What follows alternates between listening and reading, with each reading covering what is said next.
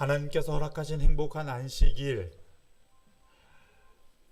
서울의 3.6 재림 기별의 중심이라고 말할 수 있는 시조사에서요,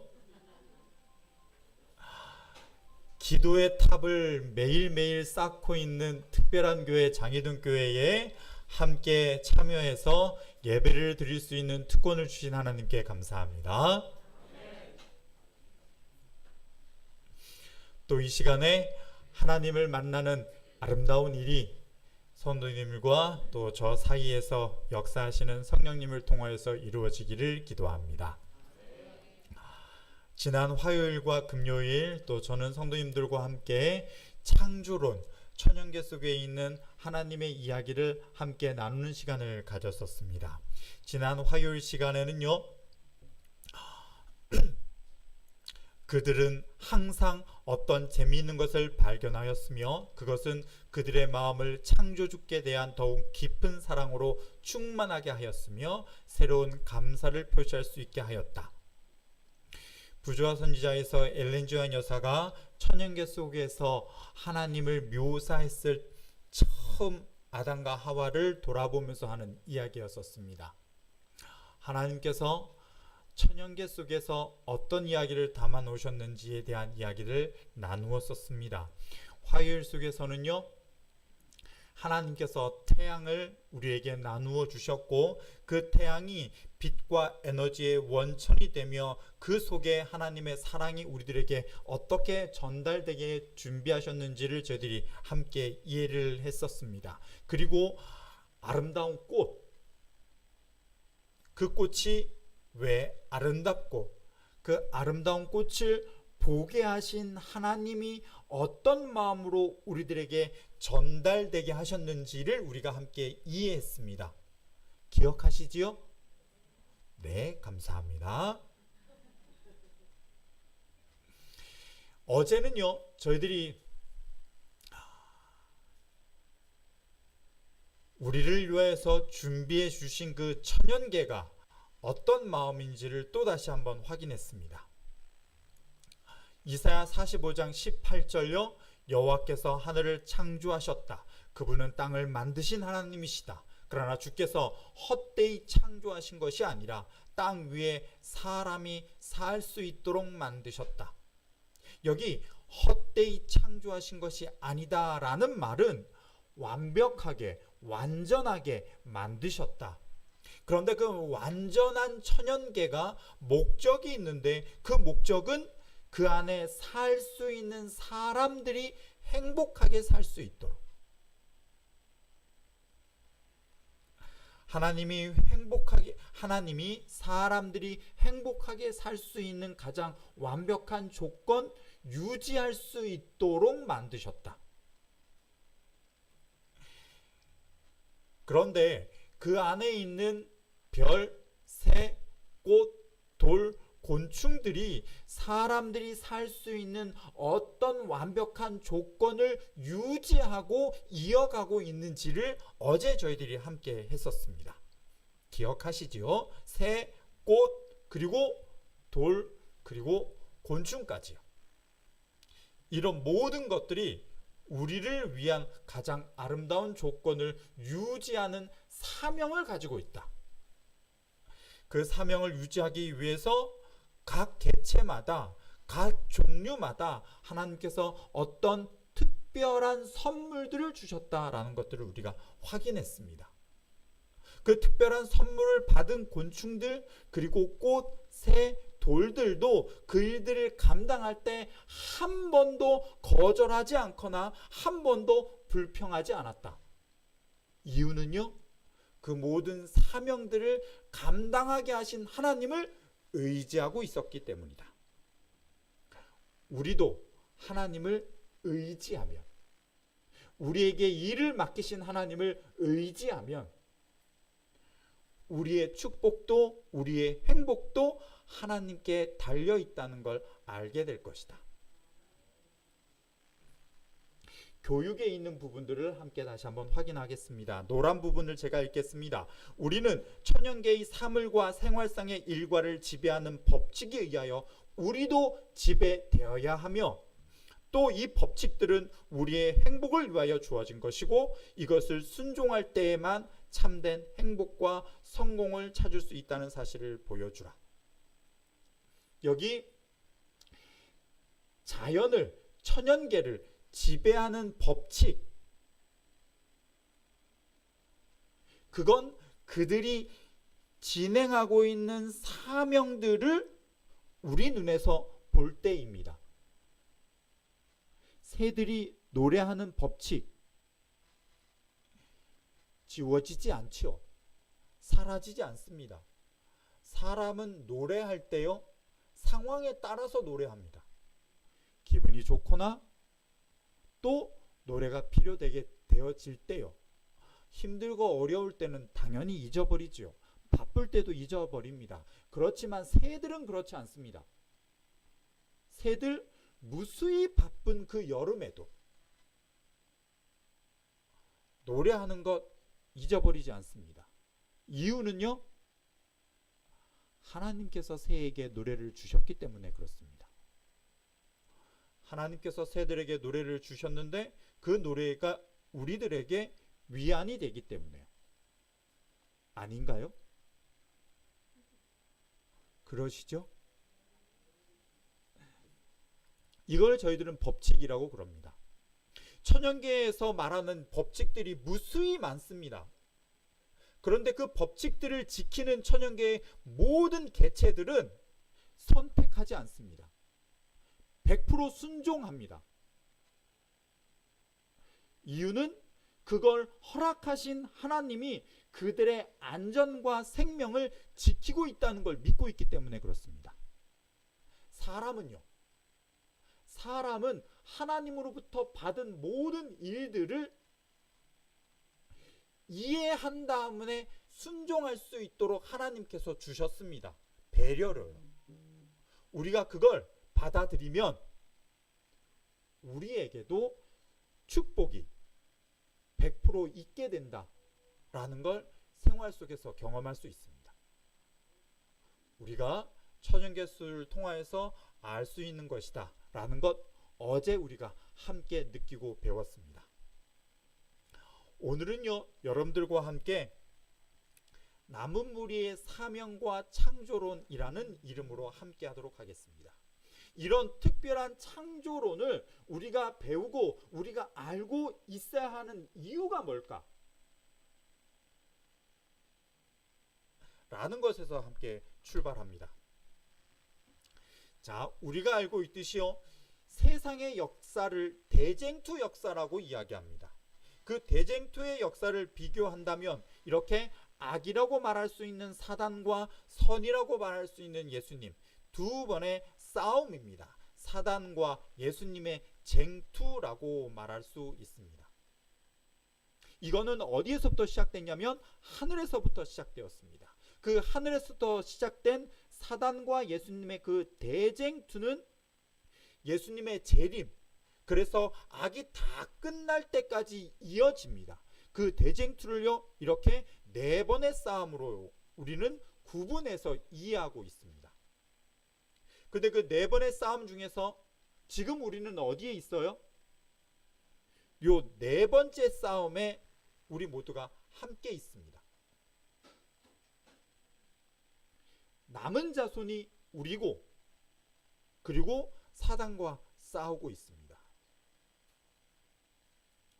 각 시대의 대쟁투 서문에서는요, 마지막 싸우는 이 사단이 어떤 힘을 가지고 있는지를 이렇게 묘사합니다. 각 시대에 걸쳐 투쟁하는 동안에 얻은 악마적인 숙련과 교활과 그동안에 닦은 모든 잔악성이 최후의 투쟁에 있어서 하나님의 백성을 대항하는 데 활용될 것이다. 사단의 그 대쟁투의 초점이 어디래요? 최후의 네 번째 싸움이요. 맞죠?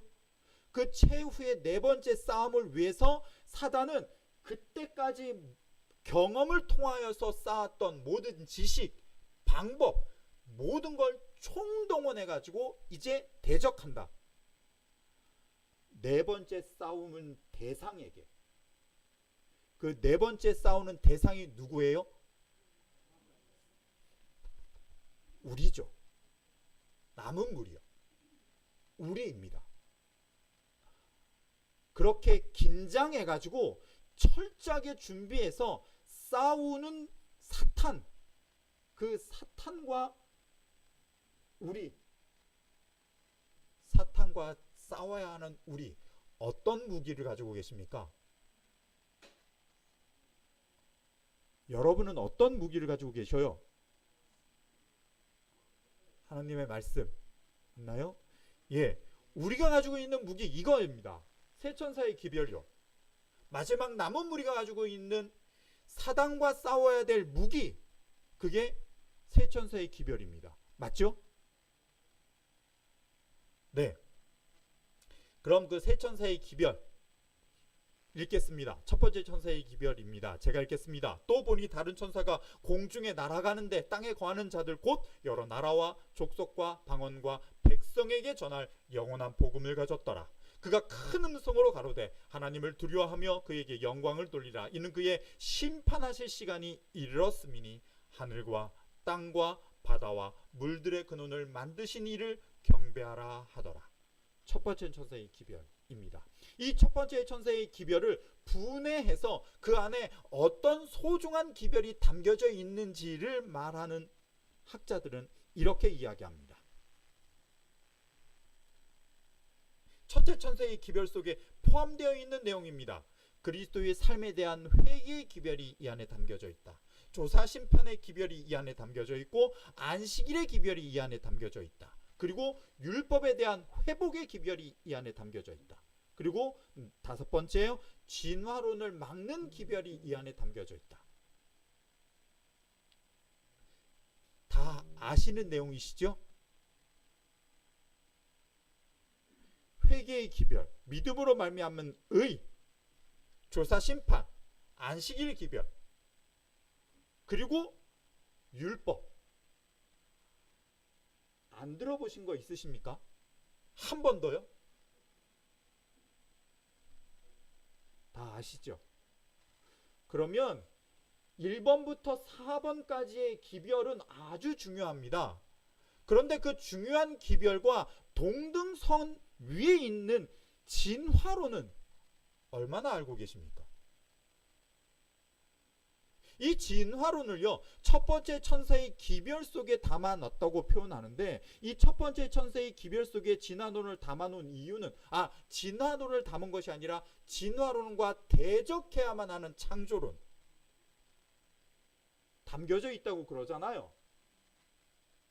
그러면 이 창조론이 안식일 기별과 믿음으로 말미암은 의와 그리고 율법, 조사 심판과 비슷하게 여겨져야 된다. 누구에게요? 남은 무리에게. 그것이 우리가 알고 있는 내용입니다. 여러분에게 창조론은 어느쯤의 위치이고 얼마만큼의 지식이십니까? 정말 마지막에 우리가 할 수 있는 일, 힘, 발휘할 수 있을 만큼의 지적 능력을 창조론에서 여러분들은 가지고 계신가요? 이게 왜 우리에게 중요할까요? 조사 심판만큼요? 안식일의 기별만큼요? 믿음으로 말미암은 의만큼요? 한번 확인해 보시겠습니다. 자, 진화론이라는 것을요, 이렇게 설명하고 있습니다. 진화론을 연구한 학자가 이야기한 겁니다. 지금까지 있어 왔던 모든 지식사회의 대변혁 가운데 종의 기원이 출판된 1859년 이후 서구 세계의 지식인들의 세계관은 불가피하게 1859년 이전의 세계관과는 너무 많이 달라졌다. 다윈에 의해 야기된 지적 혁명은 생물학 영역을 넘어 그 당시 사람들의 믿음의 일부까지도 뒤집어 버렸다. 현재 살고 있는 사람들이 1859년 이전의 사고 방식으로 돌아간다는 것은 다윈의 영향이 너무 크기 때문에 거의 불가능하다. 1859년 종의 기원이라는 책을 쓴 다윈, 그 이전으로 사람이 돌아가는 건 불가능하다. 종의 기원이라는 책이 사람들의 생각이나 사람들의 사상을 꽉 잡고 있기 때문에. 이게 너무 생뚱맞은 이야기지요. 우리하고 잘 어울리지 않는 이야기죠. 그럼 이제 이 종의 기원이라고 말하는 이 진화론이 우리들에게 말하고 있는 내용이 우리 생각과 우리들 생활 속에 얼만큼 들어있는지를 좀 확인해 보겠습니다. 자, 진화론은 첫 번째 이야기하는 건 우리가 누구를 닮았대요? 맞죠? 많이 들으셨죠? 원숭이 닮았다. 믿으시나요? 안 믿죠? 저도 믿지 않습니다. 아무도 안 믿어요. 네가 원숭이 닮았다. 이게 우리들 이야기다. 잘 안 믿습니다. 맞죠? 이게 우리들 개인 사진이다 믿으시면 이게 우리들 개인 사진입니다. 독사진이다. 안 믿죠? 원숭이에게서 사람이 났다라는 걸 안 믿으면 됩니다. 그런데 이게 우리들 생각과 사상과 무슨 연결이 될까? 자, 사람들은 이렇게 탄생합니다. 난자를 통해서 그 안에서 나오게 되지요. 자, 난자로 가는 것 여기 정자에서 나옵니다. 여러분들은 정자 한 명과 정자 한 마리와 난자 하나가 만났습니다. 그래서 탄생했습니다. 맞죠? 그러면 정자가 몇 마리가 있냐면 보통 3억 마리요. 1억 5천 마리 이상이어야 됩니다. 1억 5천 마리보다 더 많아야지 그 안에서 생명이 탄생할 수 있습니다. 그러면 여러분들은 태어날 때 1억 5천 또는 3억 마리가 한 마리 탄생하기 위해서 치고받고 싸워가지고 탄생한 거예요. 맞죠? 모습으로 태어나기 전부터요.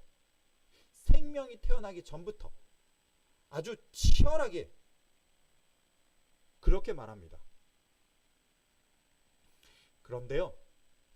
그런데 보시는 것처럼요, 난자에는요 정자가 이렇게 수십 마리만 옵니다. 3억 마리 중에서 난자로 온 거는 이렇게 수십 마리밖에 안 되고 그 중에 한 마리가 난자를 만나게 됩니다. 여쭤볼까요?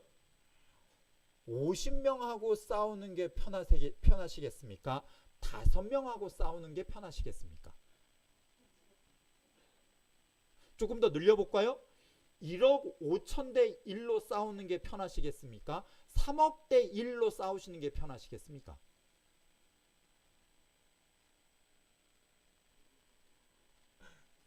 이상하게요. 1억 5천보다 더 적은 정자가 있으면 불임입니다. 1억 5천보다 더 낮아지면 생명이 만들어줄 수 없다는 거예요. 3억 대 1하고 싸우는 것보다 10대 1로 싸우는 게 훨씬 더 편할 텐데. 그러면 생명이 태어날 확률이 훨씬 더 높아야 되는데. 왜 3억 마리가 있는 것이 생명이 탄생할 확률이 더 높을까요? 그건요, 정자 만들어지는 집에서 난자까지 가는 길을요, 이 정자 한 마리들이 다 만들어 놓습니다. 그럼 맨 처음에 만들어진 그 정자는요, 난자를 향해서 출발하겠죠. 출발하면 이 꼬리가 다 에너지입니다. 그럼 그 꼬리 안에 있는 에너지가 사라질 때까지 길을 만드는 거죠. 그러면 자기가 가지고 있는 에너지가 다 소모되면 이 정자는 죽습니다. 그럼 그 다음 정자는요, 앞에 갔던 정자가 만들어 놓은 길을 또 가는 거죠. 그럼 절벽이 되어 있는 곳에서 또다시 뚫어가지고 자기 에너지가 소모될 때까지 길을 만듭니다. 그렇게 만들어진 길이 어디까지 가야 되냐면 난자까지 가야 됩니다. 그러면 마지막 정자는요, 다른 정자가 다 만들어 놓은 길을 룰루랄라 노래 부르면서 통과하다가 난자를 만나게 된 거죠. 그래서요, 학자가 뭐라고 이야기했냐면요, 모든 정자들은 서로 경쟁하는 것이 아니고 고도의 팀워크를 이루어 한 마리의 정자가 한 마리의 난자를 만날 수 있도록 서로 도와주고 희생하며 난자 주위에 장벽을 만들어 선택되지 못한 정자의 침입, 생육 등의 세균 등의 침입을 막아준다. 그러니까요, 한 마리의 정자는요, 또 다른 정자의 희생을 통하여서 만들어진 겁니다. 인간은요, 생명으로 탄생하기 전부터 희생이라는 것이 바탕으로 되어 가지고 탄생한 겁니다. 원숭이를 닮으면 이루어질 수 있나요? 아니요. 그럼 사람은요, 태어날 때부터 가치가 있는, 희생이 되어졌기 때문에 가치가 있는 존재라는 거예요. 그걸 강조하고 있습니다. 창조론에서요.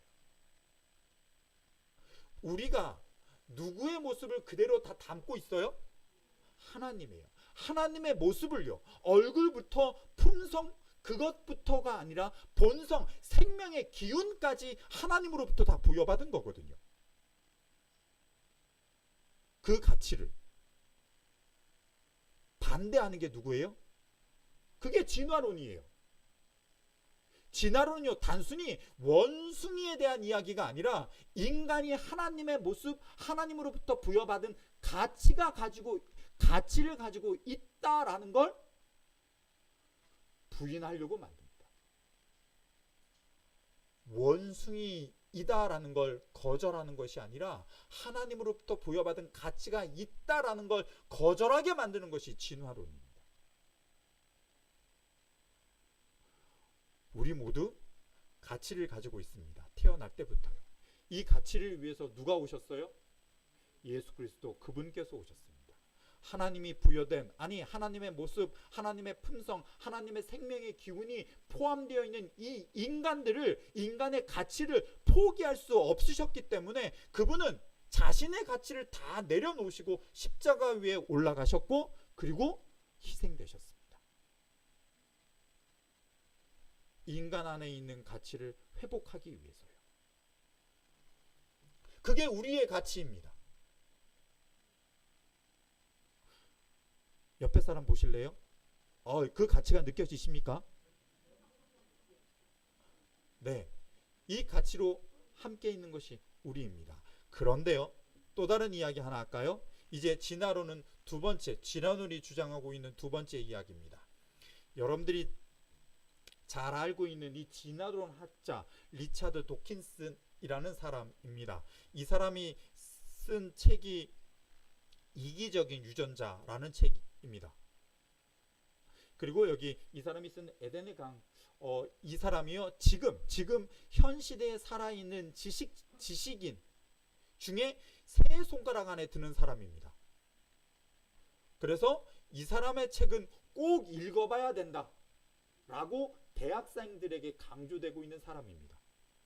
그런데요, 이 사람이요, 이 에덴의 강이라는 책에다가 무슨 내용이 포함되어 있냐면, 천연계를 봤더니 자연은 경쟁하느라고 손톱이 피범벅이 되었다. 그래서 그 자연을 본 우리는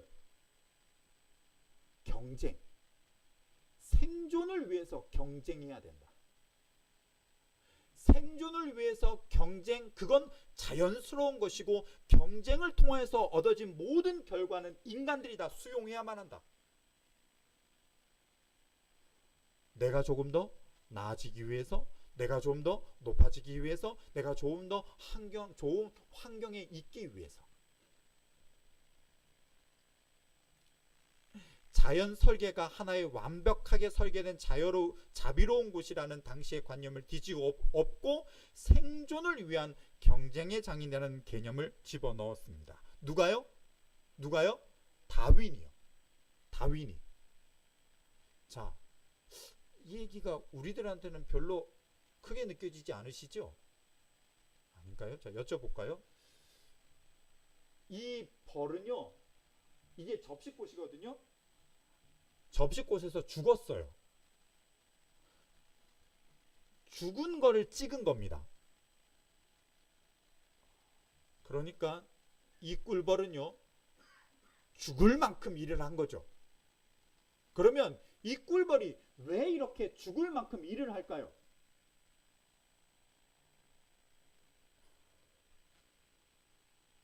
맞나요? 유황벌을 위해서? 아니면 아기벌을 위해서? 어떻게 알고 계십니까? 양봉업자를 위해서요. 감사합니다.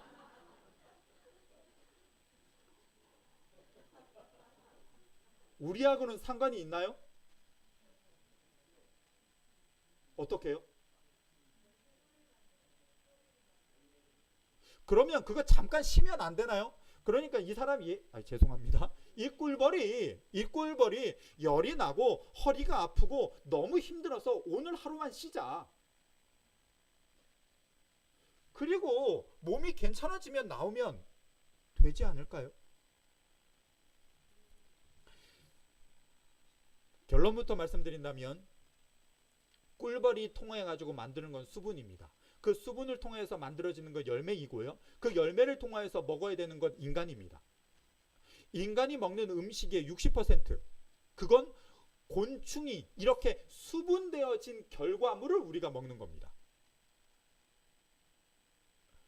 그런데 그 일에 많게는 어떤 학자들은 40%라고 얘기하고요. 어떤 학자들은 많게는 80%까지 얘기합니다. 그 일을 꿀벌이 합니다. 수분될 때 가장 중요한 게 뭔지 아세요? 요게 때입니다. 때. 기간을 놓치면요, 시간을 놓치면요, 열매의 양이 줄어들고요, 열매의 맛도 줄어듭니다. 맞죠? 그거 사람이 하면 어떻게 되는 줄 아세요? 곤충이 없어가지고요, 사람이 과일을 수분시켜 주면요, 이상하게요, 맛이 떨어지고요, 양도 줄어든대요. 그것 곤충이 해야만 합니다. 때를 놓치면 안 되는 생물을 위해서, 때를 놓치면 안 되는 사람을 위해서 이 곤충은 희생합니다. 이게 창조론 입장에서 이 곤충, 이 벌을 보는 겁니다.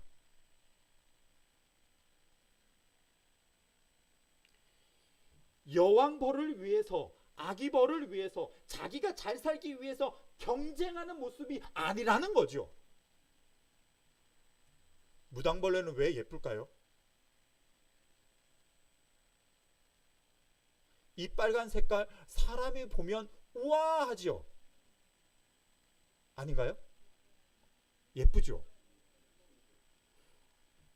그러면 얘는 사람 눈에 띄면 여러분들은 얘를 보호해 주십니까? 잡으십니까?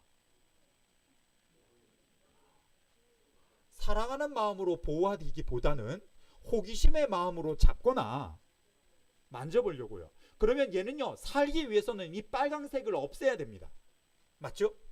초록색이 되거나 누런색이 되거나. 그런데 무당벌레, 실성 무당벌레가 빨간색이 아닌 놈들은 없습니다. 꽃은 왜 예쁠까요? 꽃은요? 아름다우면 네. 제가 지난번에 화요일 날 말씀드렸죠. 아름다우면 목이 잘리죠. 여러분들 졸업식 날 사랑하는 아내에게 특별한 선물로 못생긴 꽃 전달하고 싶으세요? 예쁜 놈이죠. 화려하고 아름다운 거. 생존을 위해서 아름다움을 유지해야만 한다면 다른 방법을 선택하는 게 이 꽃들한테는 좋습니다. 그런데 꽃은 아름다움이 떨어지는, 색깔이 변질되는 꽃이 없어요. 아름다움을 보는 인간, 아름다움 때문에 행복한 인간, 교육받지 않아도 꽃을 보면 자연스럽게 웃을 수 있는 인간들 때문에 이 아름다움이 이 꽃들에게는 유지됩니다. 지금 들으시는 분은 제게 굉장히 의문스러우실 거라고 여겨집니다. 그런데요, 기억하십시오. 하나님께서 창조하신 이유는 인간이 그 창조물 속에 살고 있는 인간이 행복하도록. 그게 창조하실 때 하나님의 가장 큰 관심거리셨습니다. 여쭤볼까요? 원숭이한테 꽃을 주면 바나나하고 바꿀 수 있을까요?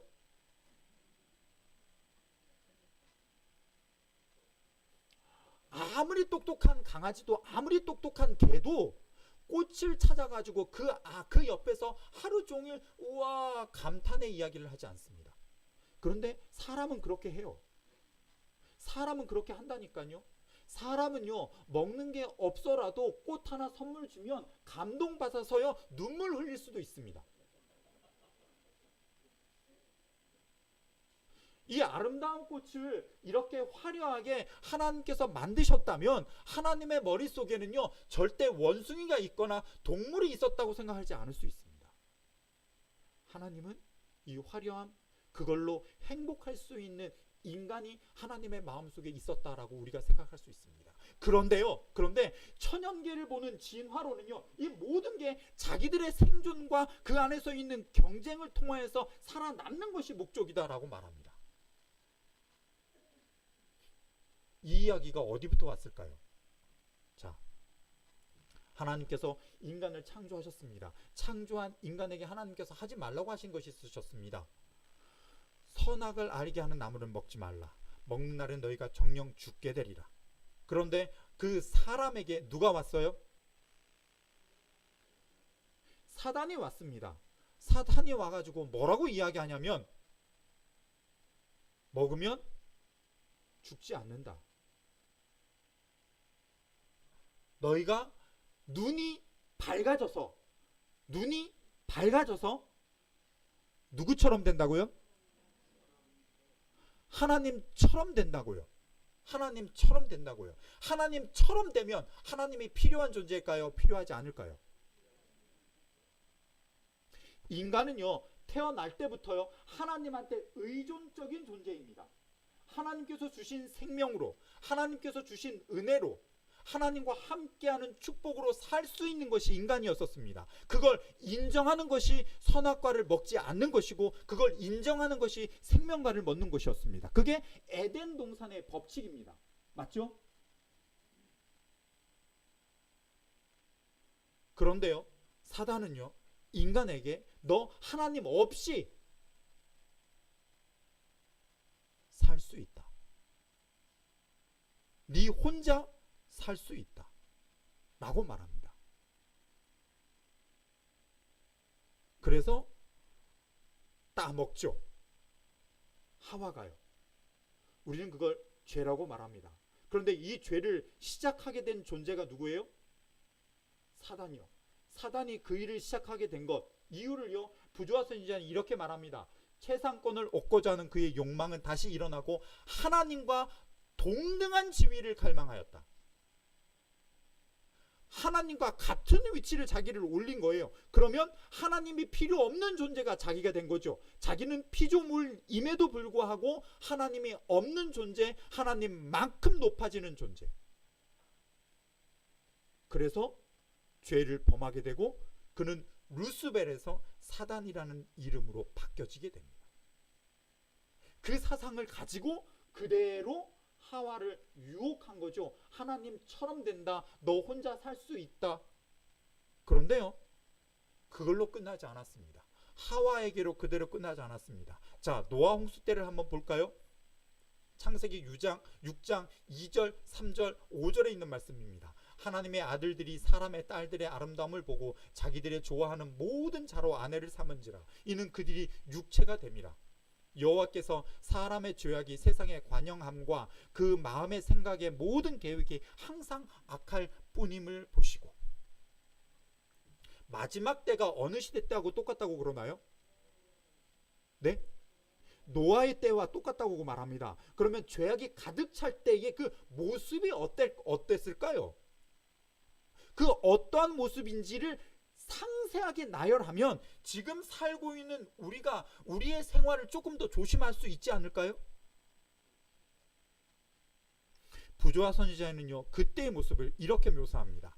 그때의 모습 중에서 예쁜 모습이 있었다라는 겁니다. 아름다운 모습이었다.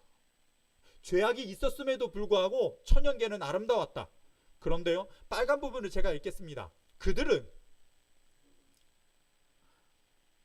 그 윗부분도 한번 볼게요. 그들의 애정을 선물들을 주신 분에게가 아닌 선물들에게만 둠으로써 그것들을 저주로 만들었다.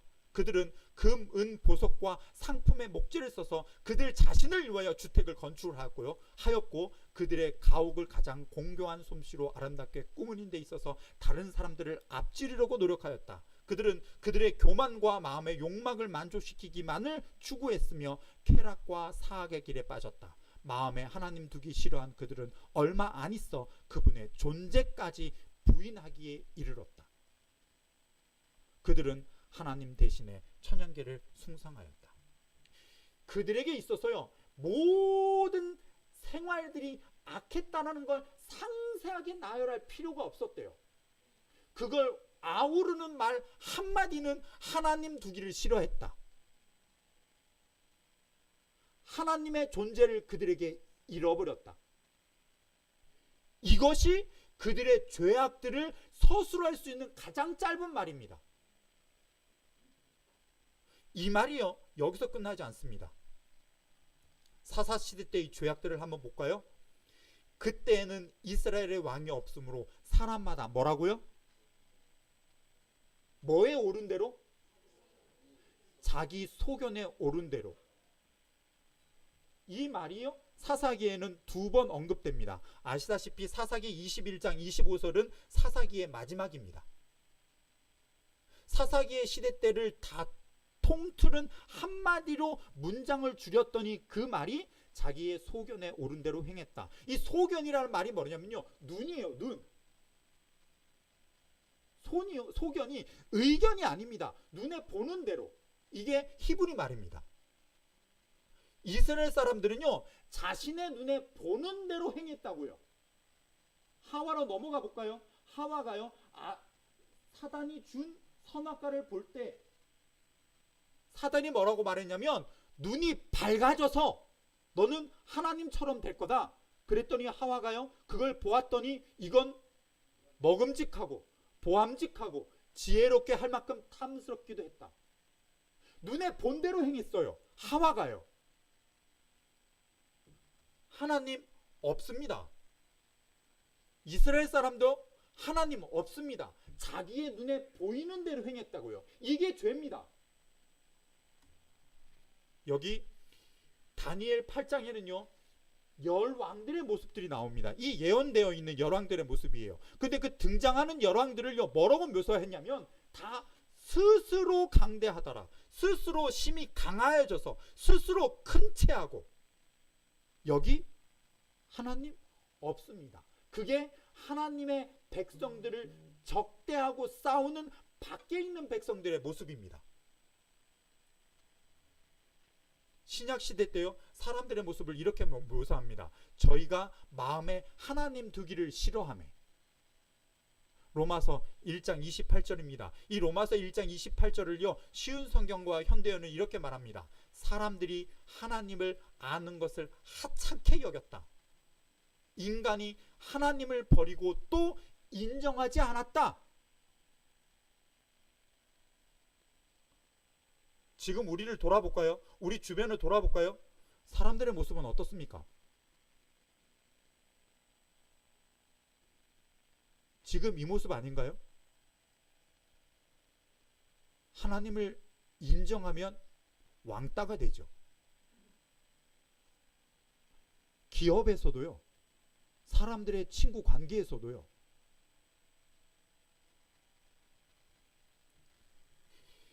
죄인들은 하나님을 잊어버리고 행복을 찾으려고 한다. 이게 성경에서 말하고 있는 죄악의 모습이에요. 그럼요, 한 가지만 더 영상을 잠깐 보여드릴게요.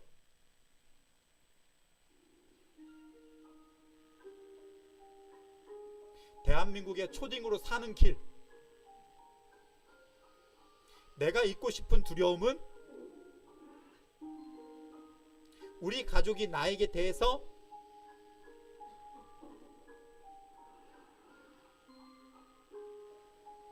나의 가장 큰 결점은 대한민국에서 초딩으로 산다는 것.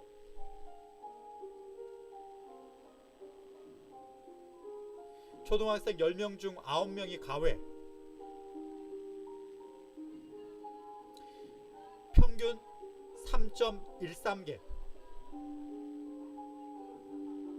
하루 평균 2시간 37분. 가외 5시간 초과생이 38.6%. 이유 없이 아플 때가 많다.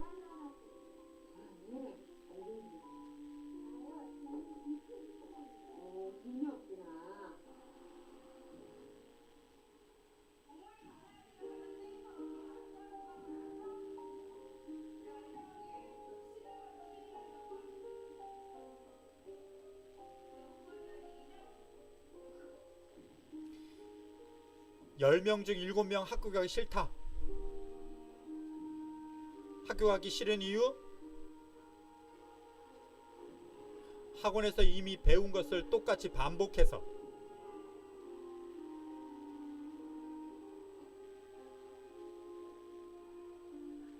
한 번은 수업 중에 아이들이 갸우뚱한 표정을 짓는 거예요. 그러더니 왜 그렇게 어렵게 가르쳐 주세요? 그냥 공식만 알려주세요 하더군요.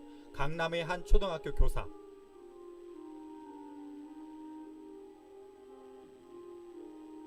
하루에 부모와 이야기하는 시간 30분 30%. 친구들과 노는 시간 거의 없다 30%. 가출 충동을 느껴본 적이 있다 53%. 자살 욕구를 경험해 본 적이 있다.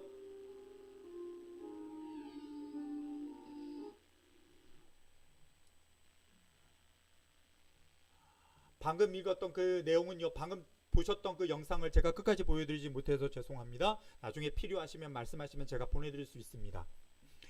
이거는요, 초등학생 6학년이 자살한 거예요. 뭐 때문에 자살했냐면 공부를 3등을 했대요.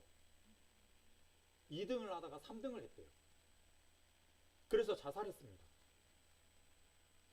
그 아이가 뭐라고 썼냐면 나도 물고기처럼 날고 싶다. 그런데 엘렌 G. 화이트 여사는 이렇게 말합니다. 사단은 자신의 계획과 원칙들을 교육제도에 투입시키기 위하여 가장 교묘한 방법을 사용해왔다. 그리하여 그는 어린이들과 젊은이들의 마음을 단단히 사로잡고 있다. 경쟁이요.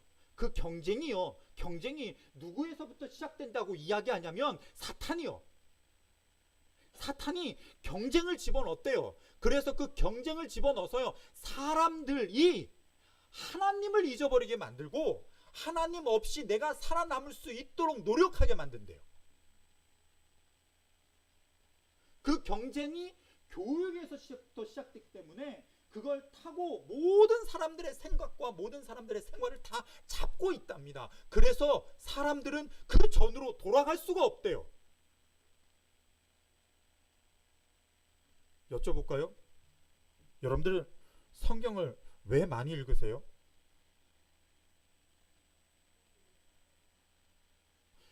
옆 사람이 나보다 성경을 10장을 더 읽었어요.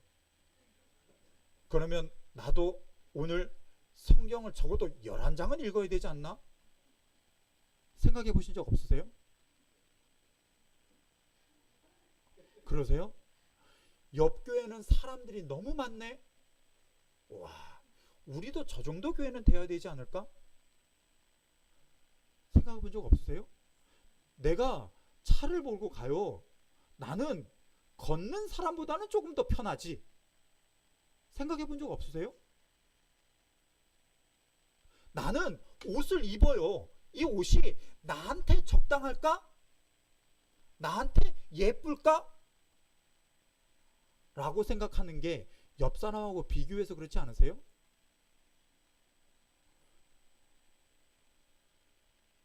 얼굴을 치장하는 게요, 하나님께 기쁘기 때문인가요? 아니요. 이걸 우리가 인정해야 될 게 뭐냐면요, 나도요, 저도요, 우리 모두는 사단이 만들어준 경쟁의 터전 위에서 생명을 시작했고 계속 이어오고 있다는 거예요. 그래서 우리는 이 경쟁이 만들어 놓은 상황 속에서 교회 생활을 이어가고 있는 거예요.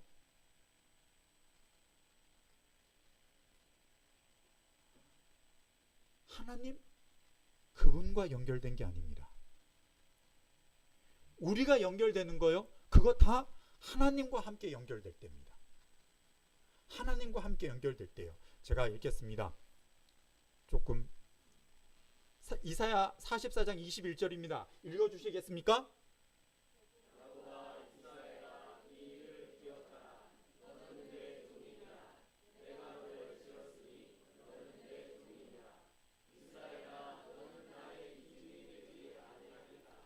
왜 우리를 종이라 그래요? 네? 자, 다시 한번 보실까요? 이 성경절의 핵심은요, 요겁니다. 내가 너를 지었다. 내가 너를 지었다가 핵심입니다. 여기 종이라는 말은요, 책임이에요. 내가 너를 종이라고 불렀다 그런 건 내가 너를 책임지겠다는 거예요. 내가 너를 책임지겠다는 그 말은요, 그대로요, 잊혀지지 않는다. 아무리 노력해도 너는 내 얼굴에서, 내 기억에서, 내 심장에서 잊혀지지 않는다. 도저히 잊을 수 없다.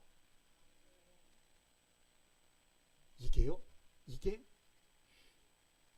혈연으로 연결된 관계이죠. 맞죠? 아들이 무슨 짓을 해도요, 미워할 수가 없어요. 눈에 봐도 욕하는데요, 뒤돌아서면 저놈이 밥을 먹었나? 맞죠?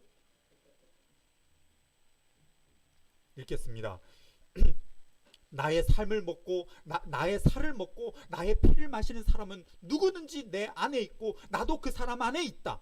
살아계신 아버지께서 나를 보내셨고 나 또한 아버지 때문에 살고 있는 것처럼 나를 먹는 그 사람은 나 때문에 살 것이다. 왜 예수님이요, 살을 먹고 피를 마시라고 말하냐면 이게 육체적인 관계가 되는 거예요. 이게 혈연 관계가 되는 겁니다. 하나님과 우리는요, 예수님과 우리는 혈연 관계예요. 아무리 끊어내려고 해도 끊어낼 수 없는 관계예요. 하나님은 그렇게 원하는데 나는요,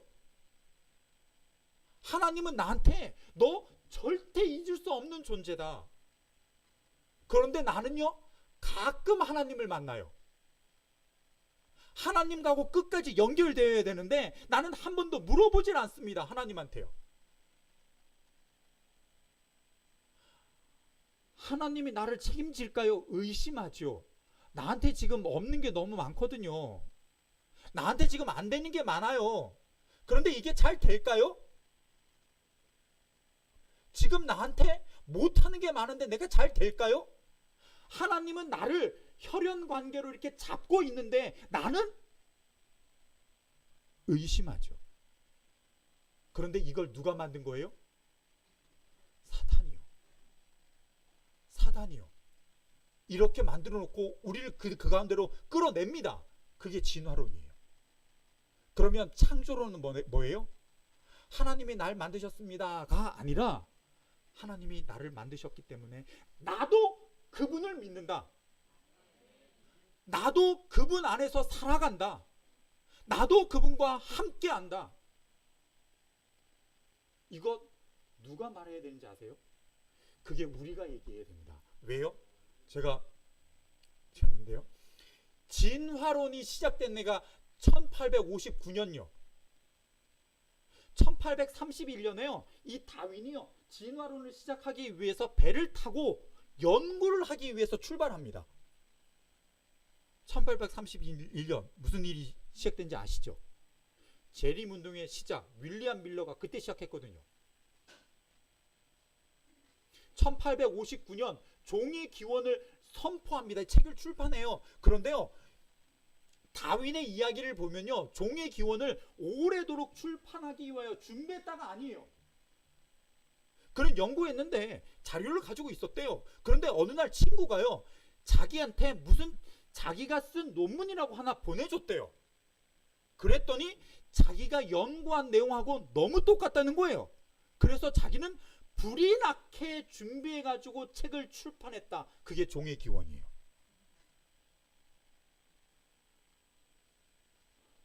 그런데요, 1859년 무슨 일이 있었는지 아세요? 우리 교단의 시작이요.